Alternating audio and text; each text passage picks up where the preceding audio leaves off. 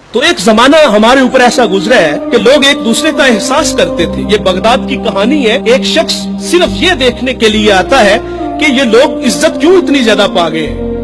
اس نے ایک ہوٹل سے کھانا کھایا, وہ مسلمان نہیں تھا, اور سامنے ٹیبل پہ ایک جوان بیٹھا تھا, وہ مسلمان ہے. اس نے محسوس کیا کہ اس کا تعلق ہمارے شہر سے نہیں ہے. خیر کاؤنٹر پہ جا کے اس کا بل دیا, اور اس صاحب نے کھانا کھایا, بل دینے کے لیے کاؤنٹر پہ گیا تو کہا آپ کا بل ادا ہو گیا ہے. کہا یہاں تو مجھے کوئی جانتا نہیں, میں اجنبی ہوں.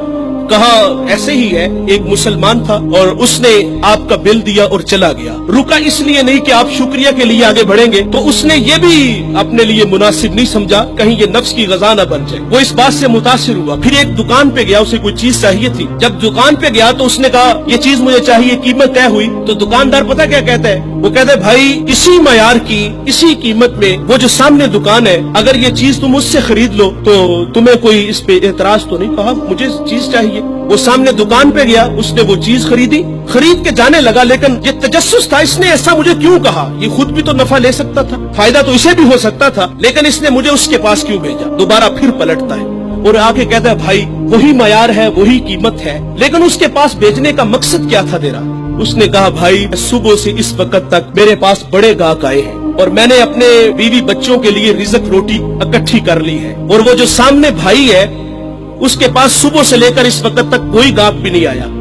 تو میری آرزو تھی کہ تو اس سے جا کے خرید لیتا تاکہ وہ بھی اپنے بچوں کے لیے رزق روٹی لے جاتا. ایک ایسا زمانہ تھا, ہمارے اخلاق اتنے اچھے تھے, ہم ایک دوسرے کا خیال رکھتے تھے. آج تو ذلیل کرتے ہیں. تو حضرت عمر رضی اللہ تعالیٰ عنہ کے پاس ایک مقدمہ آیا بڑا عجیب سا. ایک صاحب نے زمین خریدی اور ایک نے بیچی.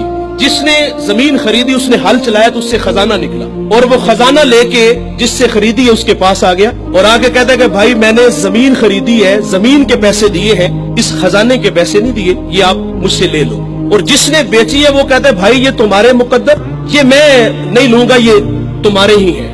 ان کا آپس میں تنازع ہوا, حضرت عمر کے پاس آ گئے. وہ دے رہا ہے, وہ لے نہیں رہا. آج بھائی بھائی ایک انچ پہ ایک دوسرے کو قتل کر رہے ہیں. آج ایک انچ پہ بھائی جیونا مرنا ختم کر رہے ہیں اپنے بھائی سے. اپنی اولادوں کو بھی نصیحت کر کے جاتے کہ چچا کو منہ نہیں لگانا. اور ادھر کیا ہے جو رسول اللہ نے اخوت کا درس دیا تھا ان قوم کو, ان لوگوں کو, اور وہ کتنے اچھے لوگ ہیں, وہ خزانہ دے رہے, وہ لے نہیں رہا. حضرت عمر رضی اللہ تعالیٰ عنہ کے پاس فیصلہ آیا تو آپ نے فرمایا تم دونوں صاحب اولاد ہو. کہا ہاں. ایک نے کہا میری بیٹی ہے, جس نے زمین بیچی تھی اس کی بیٹی تھی, جس نے خریدی تھی اس کا بیٹا تھا. کہا دونوں کا نکاح کر دو, اور وہ جو خزانہ ہے وہ بیٹی کو جہیز میں دے دو تاکہ وہ خزانہ دوبارہ اس کے پاس چلا جائے.